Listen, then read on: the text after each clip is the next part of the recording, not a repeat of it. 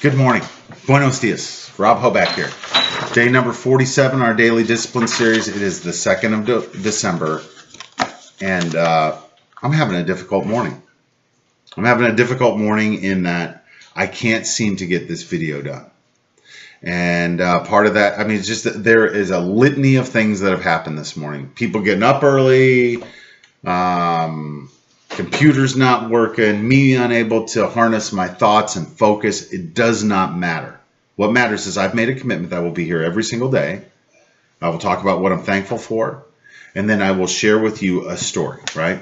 So what I'm thankful for is I'm thankful that I am a citizen of the United States of America. I'm thankful that I know who George H.W. Bush is, and that I could recognize that if I strip all the politics aside and just look and say, what did that accomplish, and what did he do for the United States? He was an amazing man who, by all accounts, was an amazing father who then was an amazing American, right?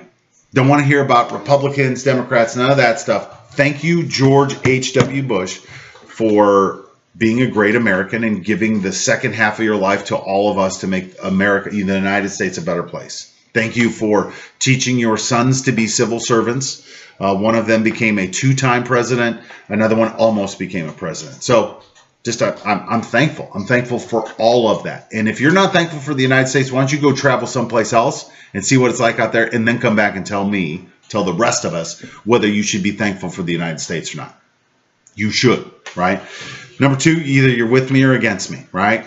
And this morning it feels like the universe is against me, or at least against this video, and I don't care. I'm powering through, right? Like, we are going to get this done because we've made a commitment to each other, right? If you're here, my assumption is that at some level you are inside my circle of trust. There's a great story that goes along with this hat, but I don't have time to tell it right now.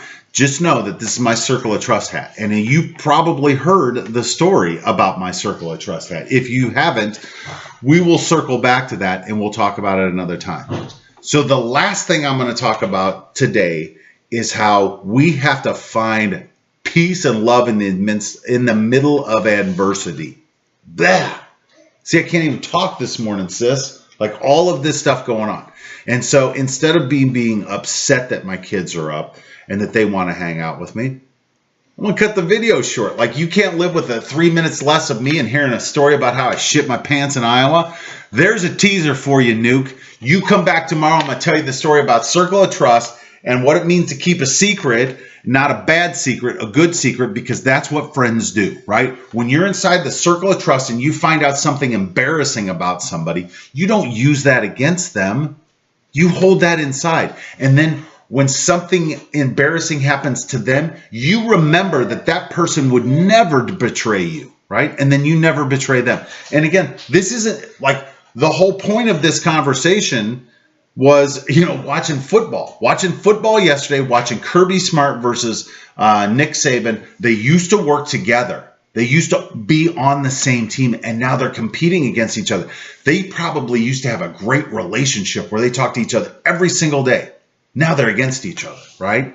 But does that mean that they can't still be in each other's circle of trust?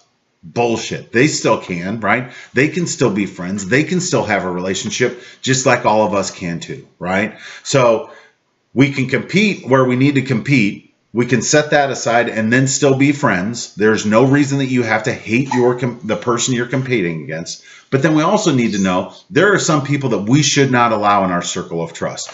And we should know that if our circle of trust is based off of something other than ourselves and what we're trying to accomplish with our lives, it's not a real circle of trust. If your circle of trust is based off of your people that you work with, right? Is that a real circle of trust? That's a work circle of trust. Because as soon as somebody doesn't work the same place, are they still in your circle of trust? Right?